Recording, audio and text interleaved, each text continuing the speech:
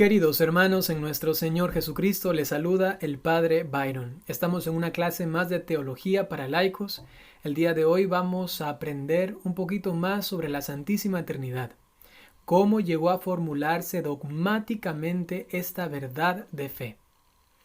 Para ello, puesto que es muy interesante y que necesitamos de no solamente palabras de estudio, sino que necesitamos la gracia de Dios, su bendición. Y para ello vamos a invocar a la Santísima Trinidad, vamos a pedir a nuestra Madre Santísima, la Virgen María, que nos acompañe, que interceda por nosotros para poder no solamente aprender, sino que esto llegue a nuestro corazón, que amemos también la historia de la Iglesia, que amemos la Iglesia misma, que ha sido inspirada por el Espíritu Santo, y así ha llegado a determinar estas verdades eternas, hermosas, que nos ayudan a conocer mucho más a nuestro Dios. En el nombre del Padre, y del Hijo, y del Espíritu Santo.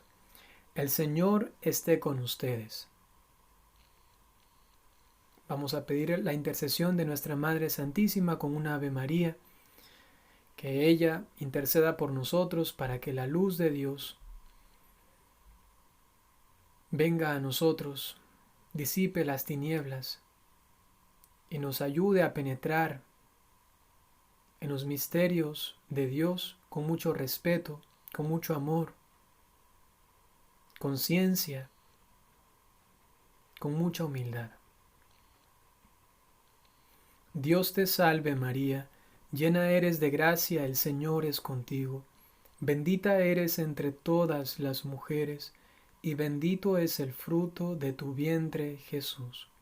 Santa María, Madre de Dios, ruega por nosotros pecadores, ahora y en la hora de nuestra muerte. Amén. En el nombre del Padre, y del Hijo, y del Espíritu Santo. Muy bien, vamos a comenzar. Antes, por si hay alguna duda, sería bueno aclarar qué significa un dogma, brevemente, ¿no? Porque estamos justamente ahora viendo la formulación dogmática. Un dogma es una verdad de fe determinada por la Iglesia gracias a el auxilio del Espíritu Santo. Y como es una verdad de fe y ha sido inspirada por Dios mismo, entonces esta no va a cambiar nunca. Es estable y eso que se ha dicho, así es. Si un fiel católico deja de creer en ella o comienza a dudar de ella, está entrando en una situación que pone en riesgo su comunión con la Iglesia. De allí ya vienen aquellos que se llaman herejes, es decir, que están por ahí cambiando alguna verdad de fe o que la entienden mal y la explican mal, o también luego los cismáticos, ¿no? Eso quiere decir que dicen ya eso que dice la Iglesia está mal y entonces se crean otra, entre comillas, iglesia, ¿no? Entonces sabemos que se ha llegado a formular como una verdad ya estable y eterna esta verdad de fe de la Santísima Trinidad. Tres personas distintas, un solo Dios verdadero. Descubramos ahora este proceso porque no pudo haber sido de la noche a la mañana. Si sabemos que en la historia de la Iglesia había muchos que dudaban de la divinidad de Jesucristo, luego también la divinidad del Espíritu Santo, luego de la persona, ¿no? ¿Quién es la persona del Hijo? Es la misma persona que el Padre, y entonces habían allí algunas discusiones. Gracias a Dios, el depósito de la fe siempre fue estable. Eso estaba claro. Desde el principio ya se conocía que Dios era tres personas distintas, un solo Dios verdadero, pero en el seno de la Iglesia y también alrededor de la Iglesia, según las filosofías y según las concepciones, se comenzaba a poner en algunos momentos en duda esas verdades. Y por ello tuvo que haber todo un desarrollo para formular esa verdad de una forma dogmática, clara, precisa, ¿no? Eso quiere decir que la Iglesia siempre creyó en la Santísima Trinidad, pero que en su historia, en esta intención muchas veces no malintencionada, de penetrar en el misterio de Dios, hubo a quienes lamentablemente comenzaron a decir herejías, ¿no? Y entonces decían que Dios era así, así, así. Eso es lo que vamos a ver. Y en un momento de la historia de la iglesia, esta iglesia dijo, bueno, para que ya no hayan más dudas, porque han habido tantas personas que dicen esto o aquello, entonces formulemos dogmáticamente para que todos estén obligados a creer en esta verdad. Y entonces ahí se determina el dogma de la Santísima Trinidad. Veamos cómo se ha desarrollado esto.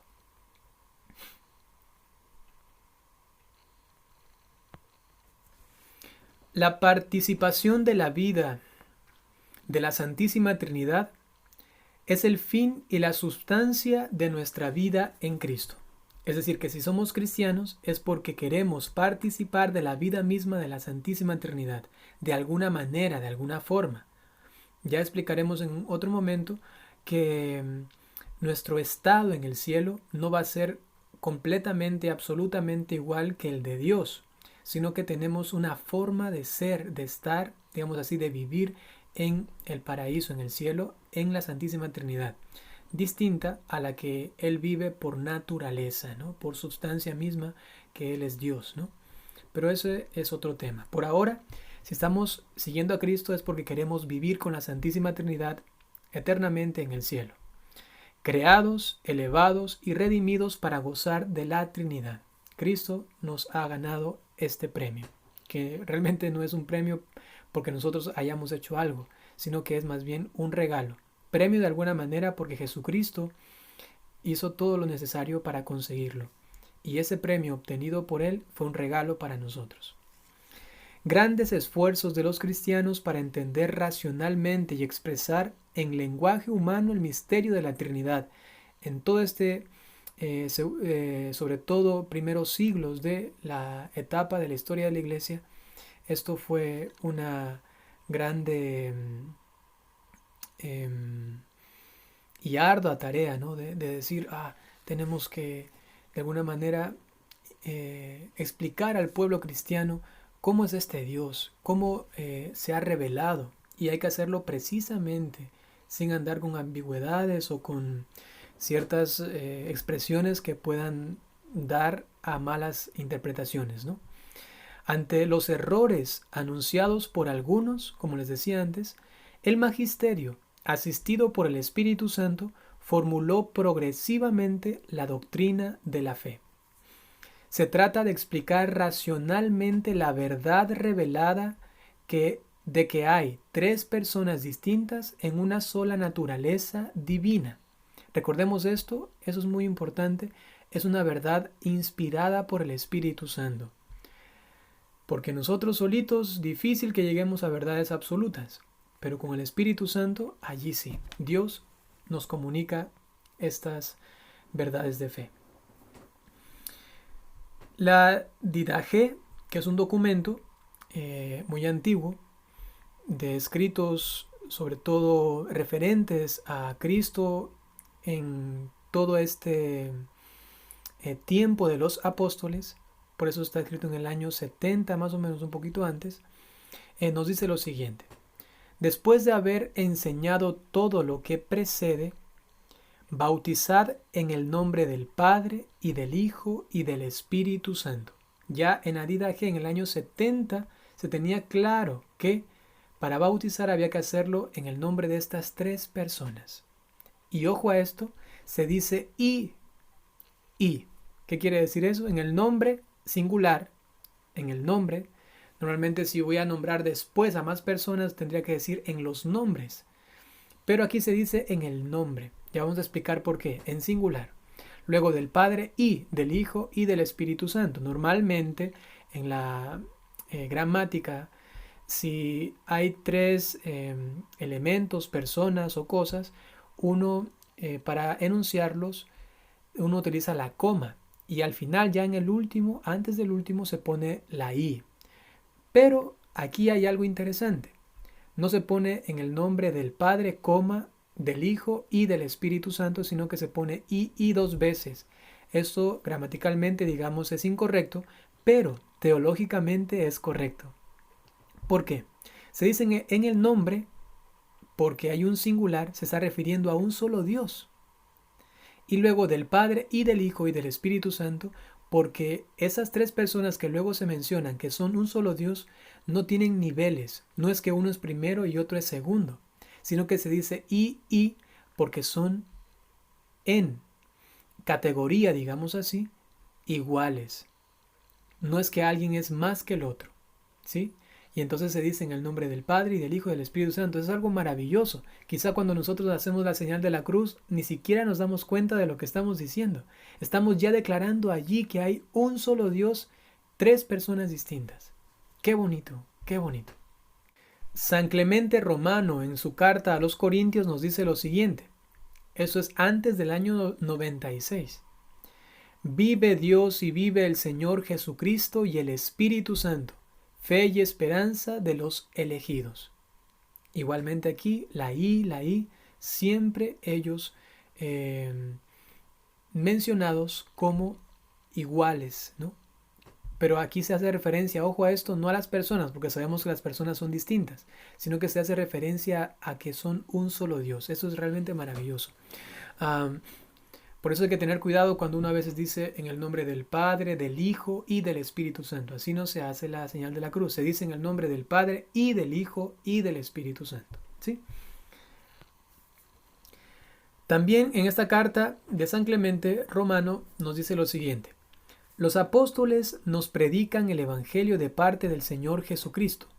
Jesucristo fue enviado de parte de Dios Padre. Por tanto, los apóstoles, llenos de la certidumbre que les infundió el Espíritu Santo, partieron para dar la alegre noticia de que el reino de Dios estaba para llegar. Ya está claro ahí Jesucristo, Dios Padre y el Espíritu Santo también, ¿no? Recuerden, eso está antes, inclusive de el año 100, ¿no? Es decir, que está cerquita a la misma fe de los apóstoles, ¿no? Esto es, a mí eso aquí realmente me fascina, ¿no?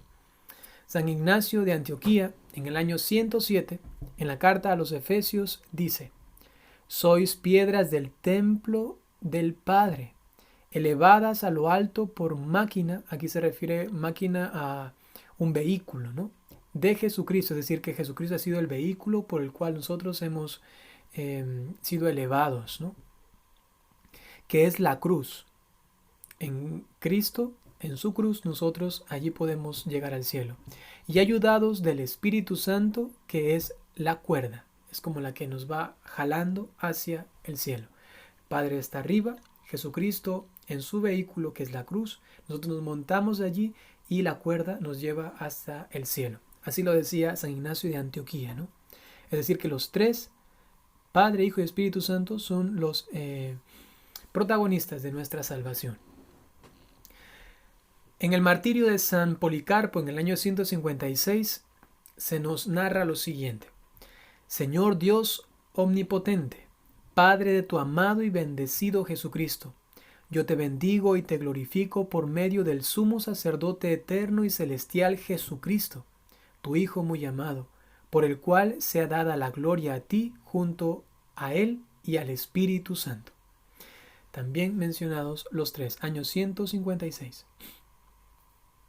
A veces hay hermanos cristianos, protestantes, que lamentablemente se pierden de todo esto porque no les gusta ir a la raíz de la historia de la iglesia o a la raíz de la iglesia misma, ¿no? Porque allí se van a encontrar de que todas estas personas eran católicas, ¿no? Que eran obispos, sacerdotes, ¿no? Y entonces no les gusta como adentrarse mucho en esto. Muchos de los cristianos protestantes creen en la Santísima Trinidad, pero se pierden de todo esto maravilloso. ¿De dónde lo sacan? Pues definitivamente lo sacan, aun cuando no quieren ir a ello, de estas formulaciones ya en estos años, ¿no? Que estamos viendo ahora.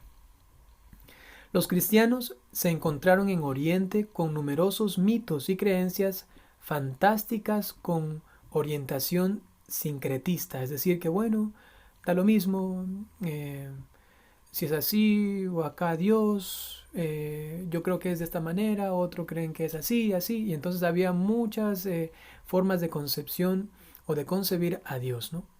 La más poderosa era el gnosticismo, de gnosis, que significa conocimiento. Seguramente ustedes han escuchado esto en algún momento. En muchas ciudades hay también movimientos gnósticos y por allí están diciendo vengan a esas reuniones de la gnosis, y allí con ese ojito en el centro de, creo que es un sol, o, bueno, no sé muy bien, te dicen ven aquí para que aprendas más. Y la gnosis, en cuanto a una filosofía pseudo religiosa, nos dice que mientras más uno conoce a Dios, entonces se va elevando más a tal punto de que se llega la misma persona a endiosar, ¿no? Digamos así. Entonces hay que tener mucho cuidado. La gnosis no es algo nuevo, sino que eso es muy antiguo, inclusive antes del cristianismo, ¿no? Y que luego tomó al cristianismo para continuar con su afán de conocimiento, ¿no? Y aquel que no conoce entonces es un pobre hombre que solamente vive de la carne, dicen ellos, o de lo material, y no se esfuerza por las cosas más intelectuales, ¿no? Entonces el cristianismo no tiene que ver nada con el gnosticismo, el cual solamente se acerca a Dios por pura eh, gana de saber más, punto, así, digamos así, ¿no? En cambio nosotros nos acercamos a Dios por la persona, por el amor, y es necesario conocer, también amar a este ser, ¿no? Y sabemos que si tenemos limitaciones intelectuales, eso no nos hace menos. En cambio, los gnósticos sí. Si no sabes, si no puedes más y más, eres sencillamente, como decía antes, un pobre hombre, ¿no? En los siglos segundo y terceros surgieron diversas teorías gnósticas, amalgamas de ideas persas, es decir, una mezcla ahí de ideas persas, babilónicas, egipcias y bíblicas, con elementos de la filosofía platónica. Imagínense, todo eso mezclado y haciendo conjeturas de Dios. Dios tiene que ser así, así, así. ¿Por qué? Porque ellos se basaban solo en el conocimiento. Mientras más conozco, y entonces más mezclo las cosas y más voy viendo cómo me parece más inteligente la concepción de Dios, entonces así lo voy luego predicando. Nosotros no somos una religión que se basa en conjeturas personales, sino que estamos guiados por el Espíritu Santo y nos basamos en la revelación. Dios se ha revelado y por eso podemos decir algo. Si no se hubiese revelado, no pudiésemos decir prácticamente nada en cuanto a una verdad ya sólida y eterna. Pero lo podemos decir porque el Espíritu Santo nos lo ha inspirado. Características del gnosticismo. Eso es importante.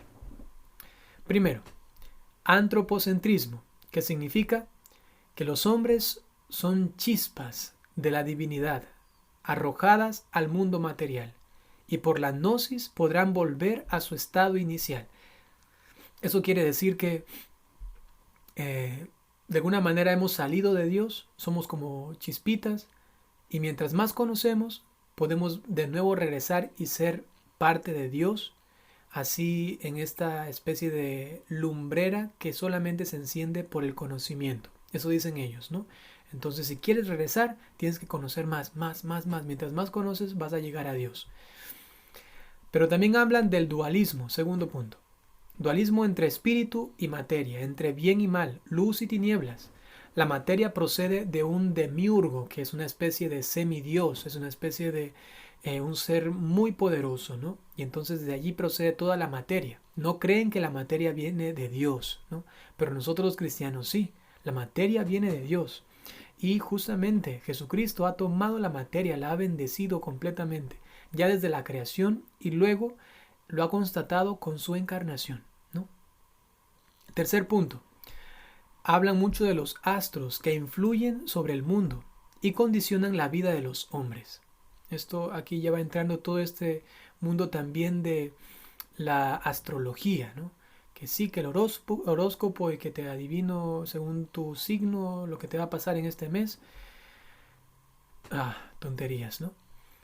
Disculpen, pero es así. Cuarto punto, revelación. Es decir, descenso de un ser superior a la materia para que el hombre cobre autoconciencia de sí mismo. Hablan de una revelación, pero este hombre que ha venido, tienen ellos muchas concepciones de él, ¿no? Entonces no se puede determinar realmente que es un dios o algo así, ¿no? Entonces sí habla de una revelación, pero está muy alejada de la concepción cristiana, ¿no? Quinto punto, salvación. Dicen que es una autoliberación de la prisión corporal por la gnosis, es decir, por el conocimiento. Mientras más sé, puedo salvarme. Y no hay un sentido realmente moral, sino de conocimiento. Mientras más sabes, eso te va a salvar. No mientras más bueno, más santo seas. No mientras quieras cumplir, digamos, la voluntad de Dios, sino mientras más conozcas, punto. Mientras más sabes, te va a salvar. Y así no es. Visión pesimista del mundo. Esta materia, todo lo material es malo. Como son dualistas, entonces lo malo es todo lo material y lo bueno solamente es lo espiritual. Inclusive cuestiones de el matrimonio y todo esto, ellos lo desprecian, ¿no? Actualmente es distinto, pero en ese tiempo era así. Séptimo punto, el alma. Es como caída del cielo y aprisionada por el cuerpo material. De allí también se llega a decir que el alma está como encarcelada por el cuerpo, o que el cuerpo es la cárcel del alma, ¿no? Hemos escuchado que también San Agustín alguna vez dijo esta frase, sin embargo él la entendía bien. En cambio los gnósticos desprecian el cuerpo completamente, San Agustín no. Padres apologistas nos dicen que frente a esas situaciones de herejías, de poner en duda la fe que ya se vivía en la iglesia, hay que defender la verdad, ¿no? Por eso tienen ese nombre, apologistas, ¿no? Entonces ellos se van a esforzar por demostrar la verdad de la fe, también con argumentos racionales, y así que estos sean creíbles. Defienden la fe de la iglesia, mostrando su fundamento en la revelación, su racionalidad y su credibilidad, ¿no? Por ejemplo, Arístides, en el año 140, un padre apologista, ¿qué nos dice? Cristo es confesado como Hijo del Dios Altísimo, descendido del cielo por medio del Espíritu Santo. Es decir, que la obra de la redención es obra de los tres. San Justino, año 165, nos dice: el Logos procede del Padre y el Espíritu Santo ilumina a los profetas. Padre, Hijo y Espíritu Santo. Atenágoras, año 177. Defiende la fe en Dios uno y trino contra los que acusan a los cristianos de ateos. San Ireneo de Lyon, año 130 al 200. Distingue claramente entre el Padre, el Hijo y el Espíritu Santo, ¿no? Leer cada uno de esos documentos es una maravilla. Lamentablemente no podemos hacerlo en este video porque es muy pequeño. Sin embargo, ustedes pueden buscar en internet. Existen estos documentos y estos escritos de los padres apologistas, ¿no? Luego también hay algunas escuelas con las cuales se defendió la verdad de la fe. Entre ellas destaca la escuela de Alejandría, junto con sus también destacados apologetas Clemente y Orígenes. Clemente de Alejandría, año 211-215, defiende la unicidad de Dios frente al politeísmo pagano. ¿Qué es el politeísmo? Creer que hay muchos dioses. Clemente de Alejandría dice: no, solamente hay un solo Dios. Qué maravilloso sería poder leer esos escritos donde se demuestra tan hermosa y racionalmente estas verdades, ¿no?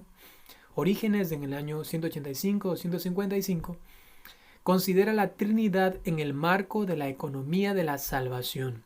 El Padre es el creador, el Logo es el mediador, el Espíritu Santo está presente donde quiera que hay santidad. Ya se decía esto, miren, en el siglo II. Lo que ahora nosotros tanto profesamos, el Padre el Creador, el Hijo el Redentor y el Espíritu Santo el Santificador. Esto ya viene desde hace muchísimos años, inclusive siglos, ¿no? Orígenes subraya la divinidad del Espíritu Santo. Así afirma: el Espíritu Santo está eternamente con el Padre y el Hijo, y como el Padre y el Hijo existe siempre, existió y existirá. Año 185-255 ya se hablaba esto como una defensa frente a los que dudaban de la divinidad del Espíritu Santo, ¿no? Tertuliano, bajo el vocablo monarquianismo, agrupa a los que al defender la unidad de Dios caen en el error de admitir en Dios una sola persona, un solo monarca. El monarquianismo presenta dos caminos: el adopcionismo o el camino adopcionista y el modalista o el modalismo, ¿no? Entonces, para entender mejor, Tertuliano habla ya de una herejía, la cual tiene este nombre que procede de monarca, es decir, que hay solamente uno y no, como cree la Iglesia, tres personas distintas. Entonces él utiliza este vocablo, monarquianismo, y allí este monarquianismo está dividido en dos, porque tiene solamente dos salidas. Si es un monarca, es una sola persona, entonces Jesucristo es una adopción de Dios. Y modalista puede ser que Dios no tuvo un hijo, sino que Dios se hizo pasar como un hijo. Es decir, que tomó la forma de un hijo. Se puso en el modo hijo, digamos así. Es padre, pero se puso en el modo hijo. Por eso se llama modalista, ¿no? Entonces vamos a analizar brevemente para entenderlo mejor.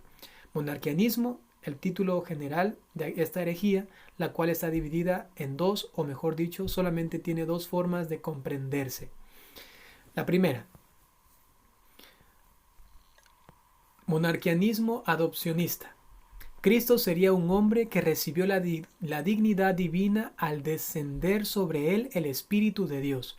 Es hijo de Dios por adopción. Esto, lamentablemente, inclusive ahora se está hablando en muchos ambientes de la iglesia, que dicen que Jesucristo recién en su bautismo, cuando recibe el Espíritu Santo, dicen ellos, es ungido allí, entonces queda hecho hijo de Dios. ¡Bah! Jesucristo es hijo de Dios desde siempre. Y entonces no se puede decir que en el momento del bautismo él recién es hijo de Dios, como una especie de adopción. Ojo a esto, eso se llama herejía monarquianista adopcionista. En esto no podemos caer, por favor, ¿sí? Si es que llegamos a decir eso, sería que Jesucristo no fue Dios, sino que fue adoptado por Dios. Teodoro de Bizancio, a final del siglo II, dice lo siguiente: Cristo es un hombre que recibió una dinamis o fuerza divina en su bautismo. Pablo de Samosata dice: el Hijo y el Espíritu Santo solo serían fuerzas divinas identificadas con la persona del Padre.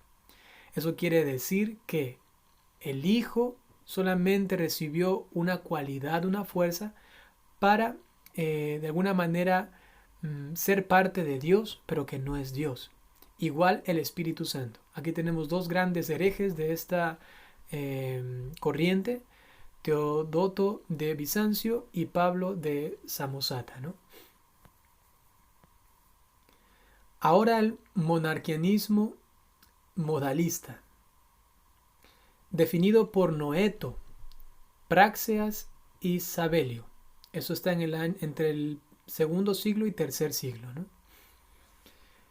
Padre, Hijo y Espíritu Santo serían unos modos de manifestarse en la historia de la salvación, el Dios unipersonal. Dicen que solamente es un solo Dios y se manifiesta de diferentes modos. También algunas veces he escuchado que se concibe así a Dios, que Dios es uno y que cuando estaba aquí era solamente una forma, un modo de Dios haciéndose pasar por Hijo. Luego toma el modo de Padre, luego toma el modo de Espíritu Santo, pero es el mismo, ¿no? No, son tres personas distintas, ¿no? Es como si fuese una persona con tres caras, ¿no? Aquí está una y una. Están las tres. Aquí está el Padre, o aquí está el Padre si quieren, aquí está el Hijo y aquí el Espíritu Santo. Entonces aquí actúa como Padre, aquí actúa como Hijo y cuando es así actúa como Espíritu Santo. No solo son formas de Dios, pero no, son tres personas realmente distintas. Para Sabelio, Dios se manifiesta como Padre en la creación, solamente una forma, un modo de ser de Dios. Eso es una herejía, ¿no? Como Hijo en la redención, solo se manifiesta en el modo Hijo, ¿no? Y como Espíritu Santo en la santificación de los fieles. Tremenda herejía, ¿no? Nosotros no podemos caer en esto. Se les llama patripacianos, porque algunos afirman que Cristo era el mismo Padre que ha nacido, padecido y sufrido en la cruz. Es el mismo Padre que ha caminado entre nosotros, Jesucristo, ¿no? Eso es una herejía. Son dos personas distintas. El Papa Seferino, entre los años 198 y 217, rechazó el patripacianismo. Y el Papa San Dionisio, a mediados del siglo III, condenó a Sabelio. Sabelio, eres un hereje. Tú estás excomulgado, ¿no? Importante es mencionar a San Hipólito, el cual también luchó arduamente para conservar la verdad de la fe. Miren hermanos, esto es interesante. La fe de la iglesia por la cual ellos tanto lucharon ha sido la misma fe que ahora nos ha llegado a nosotros. Es decir, que somos herederos de toda una historia, de toda una lucha inclusive por mantenerse en la verdad de la fe. Cuando rezamos el credo debería temblarnos todo el cuerpo, porque tenemos ya la conciencia de que esto no ha sido solamente algo como una ocurrencia de la iglesia, poner así, creo en Dios Padre Todopoderoso, creador del cielo y la tierra y todo el credo. No. Inclusive se ha derramado sangre para guardar estas verdades de fe. La próxima vez que recemos el credo, tenemos que hacerlo con mucha atención, con mucho respeto, con tanta reverencia por toda esta historia. También hay otra herejía, la cual se llama el subordinacionismo. Eso quiere decir que el Hijo está subordinado al Padre hasta el punto de negar la divinidad del Hijo, ¿no? El Hijo solamente es como un empleado del Padre, ¿no? Realmente no es Dios, sino que sencillamente tiene algo como Dios, es una especie de demiurgo, quiere decir que es un semidios, pero no es Dios, y por eso está subordinado de esa manera al Padre. Ahora, si bien el subordinacionismo es una herejía, sí existe una subordinación en la persona del Hijo. Pero ojo a esto, voy a explicarlo bien porque puede también entenderse mal. El Hijo tiene dos naturalezas, humana y divina. En cuanto a su naturaleza humana, esta tiene que subordinarse a la naturaleza o a la voluntad divina.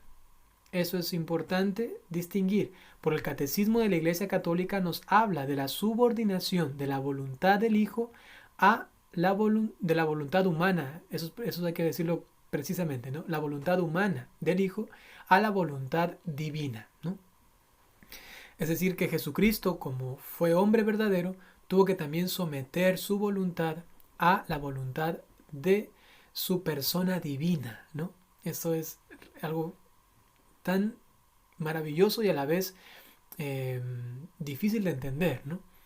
Su voluntad humana tuvo que someterse a su voluntad divina, ¿no? Eso es entonces también una subordinación de la voluntad humana de Jesucristo, ¿no? Esto no es subordinacionismo, aun cuando por allí algunos andan diciendo que sí, pero no es subordinacionismo.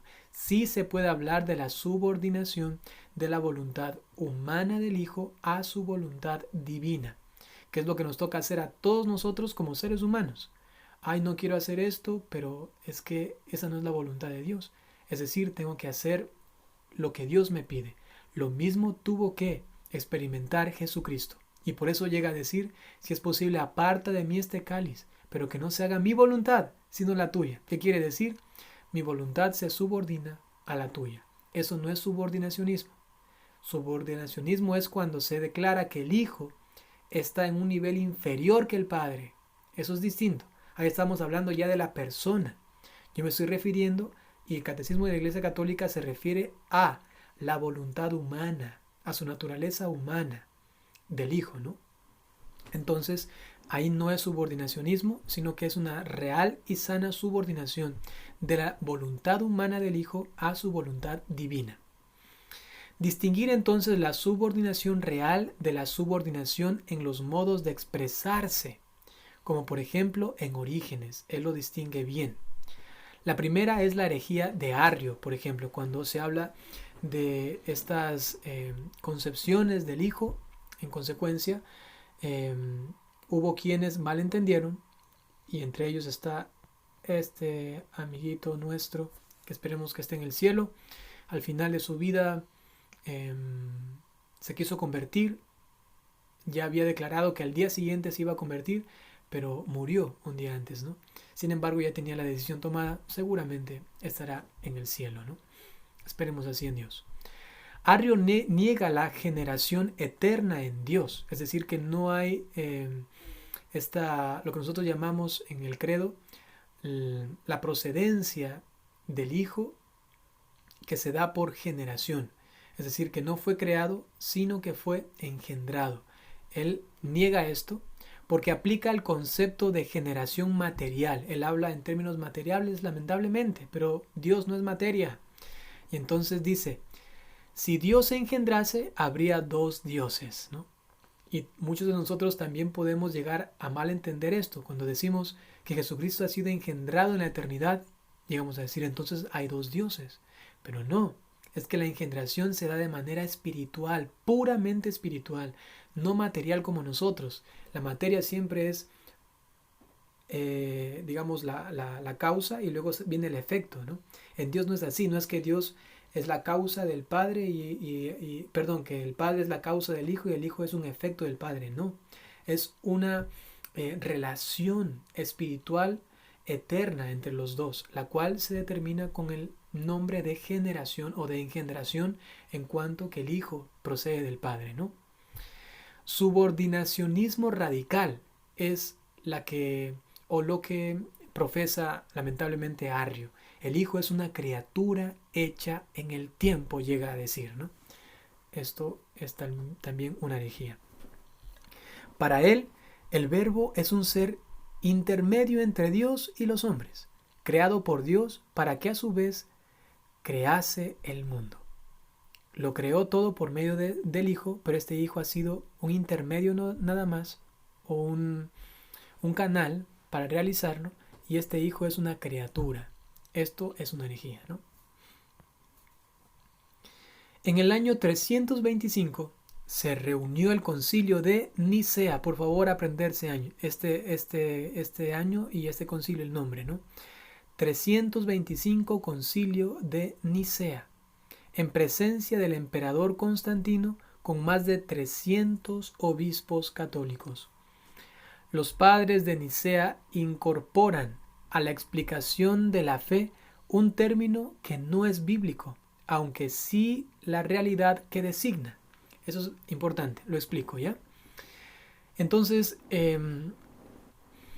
como era un problema aclarar realmente esta verdad de fe de la Santísima Trinidad, se tuvo que recurrir a utilizar un término que no era bíblico, pero que ayudaba a aclarar y a determinar precisamente este dogma de la Santísima Trinidad. Y ese término es el homoousios. ¿Qué significa? Viene del griego, ¿no? ¿Qué significa consubstancial o sustancia, ¿no? Sustancia, ¿no? Y se tuvo que recurrir a esto para diferenciar las personas de la sustancia o de la naturaleza, ¿no?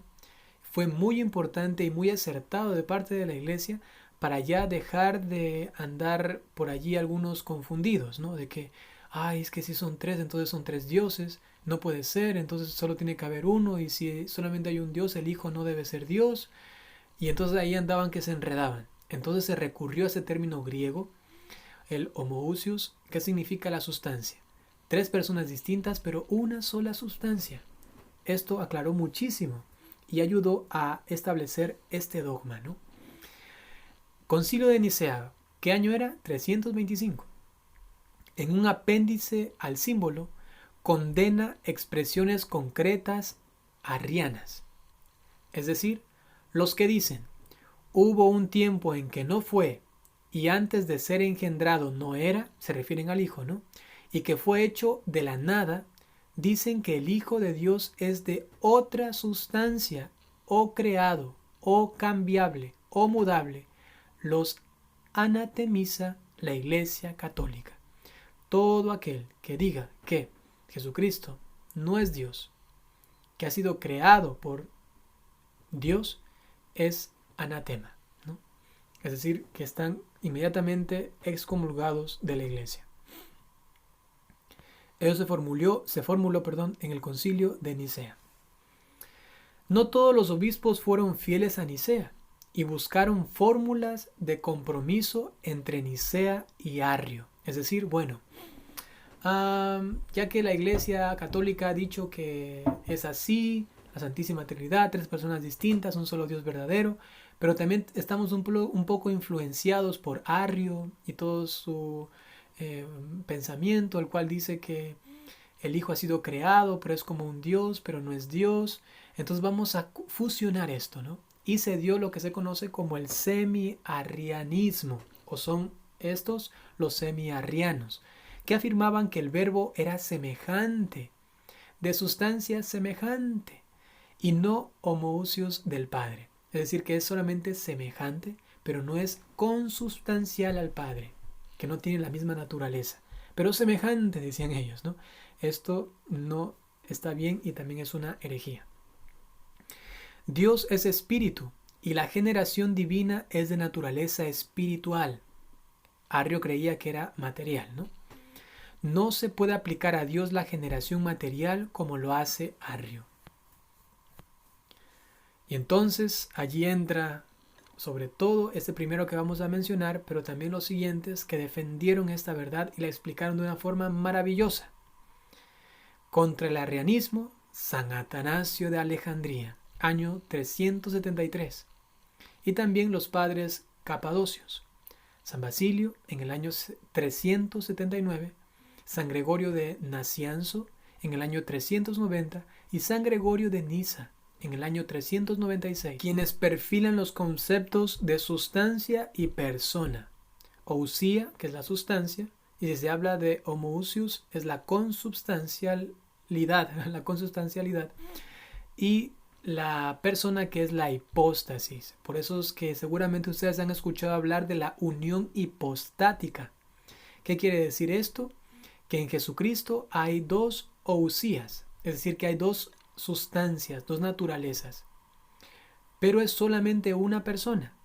Es la unión hipostática, la unión de dos naturalezas en una sola hipóstasis, en una sola persona. Por eso llegamos a decir que el Hijo es una sola persona con dos naturalezas, la humana y la divina. Esto nos ayuda a esclarecer muchísimo no solamente la Santísima Trinidad, sino también la persona del Hijo. Un grupo enemigo de Arrio, dirigido por Macedonio en el año 362, obispo de Constantinopla, niega la divinidad del Espíritu Santo, por no ser engendrado como el Hijo. Esos son los llamados neumatómacos. Es decir, dicen, bueno, ya, listo, el Padre es Dios, el Hijo es Dios, pero como el Espíritu Santo no es engendrado del Padre, entonces no es Dios. Y entramos en otro problema. Antes se creía que el Padre era Dios, pero que no era el Hijo Dios. Ahora se cree que el Padre es Dios, que el Hijo es Dios, pero que el Espíritu Santo no es Dios. ¿Cómo solucionamos esto? Pues la Iglesia lo tuvo que batallar, digamos así, en cuanto a la profesión de la fe explicada y aclarada en los fieles, ¿no? Y entre ellos tenemos a San Basilio, el cual es el primero que escribe un tratado sobre el Espíritu Santo en el año 375. Argumenta, por ejemplo, que si el Espíritu Santo no fuese Dios, no podría hacernos partícipes de la vida divina. Ya San Pablo lo decía, que solamente el Espíritu Santo penetra a Dios mismo y en Dios, y solamente el Espíritu Santo penetra en nosotros mismos, y entonces es capaz de conocer a Dios mismo, porque Él es Dios, y también a nosotros, porque tiene esta capacidad por ser Dios, ¿no? Entonces San Basilio ya escribe sobre esto, y luego, en el Concilio de Constantinopla I, año 381, se define la divinidad del Espíritu Santo y se contempla el símbolo de Nicea, el que ya habíamos visto antes en este Concilio de Nicea. Ahora se lo toma en cuenta por supuesto, pero además, digamos así, se complementa diciendo que el Espíritu Santo ya es Dios de una forma dogmática, ¿no? Concilio de Nicea, el Hijo es Dios. Concilio de Constantinopla I, el Espíritu Santo es Dios. Y dice, y creemos en el Espíritu Santo, Señor y dador de vida, que procede del Padre, que con el Padre y el Hijo recibe una misma adoración y gloria, y que habló por los profetas. Constantinopla I. Aquí ya se habla de la divinidad del Espíritu Santo. Y así entonces ya en este año y en este tiempo queda completamente explicado para formular como un dogma el misterio de la Santísima Trinidad. Ya está, 3 personas distintas, un solo Dios verdadero. Esto, como ustedes lo ven, no ha sido fácil llegar a concluirlo. Sin embargo, gracias al Espíritu Santo, insisto en esto, se ha podido declarar esta verdad fundamental, básica a la vez, principal y eterna, por la cual nosotros ahora conocemos al Dios verdadero. Muchas gracias por participar de esta clase. Les voy a dar la bendición. No se olviden que el próximo viernes tendrán la siguiente clase de formación de teología para laicos, y que seguiremos con el tema de la Santísima Trinidad. Viene un tema muy interesante, así que les invito a que continúen escuchando estos audios o viendo estos videos según les llegue la clase, ¿no? Ahora les doy la bendición y muchas gracias por estar aquí. El Señor esté con ustedes. La bendición de Dios Todopoderoso, por intercesión de la Santísima Virgen María, San José y todos los ángeles y santos. En el nombre del Padre, y del Hijo, y del Espíritu Santo.